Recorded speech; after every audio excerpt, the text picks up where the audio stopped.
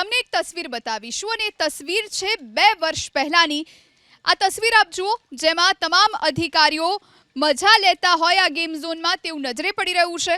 તત્કાલીન collector, municipal commissioner, જિલ્લા police વડા અને ડીસીપી માણી રહ્યા હતા ગેમ ઝોનમાં ગો કાર્ટિંગની મજા। આ અધિકારીઓની હવે વધી શકે છે ચિંતા, કેમ કે આ તસવીરને એસઆઈટીએ લીધી છે ગંભીરતાથી। રાજકોટ અગ્નિકાંડની તપાસ કરતી એસઆઈટી હવે રાજકોટના તત્કાલીન અધિકારીઓની પણ પૂછપરછ કરી શકે છે। તો આ તસવીરને લઈ વધુ એક ખુલાસો થયો। ખુલાસો એ કે હાલ આણંદના એસપી તરીકે ફરજ બજાવતા પ્રવીણ મીણા એ સમયે રાજકોટ શહેરના ઝોન 1ના ડીસીપી હતા।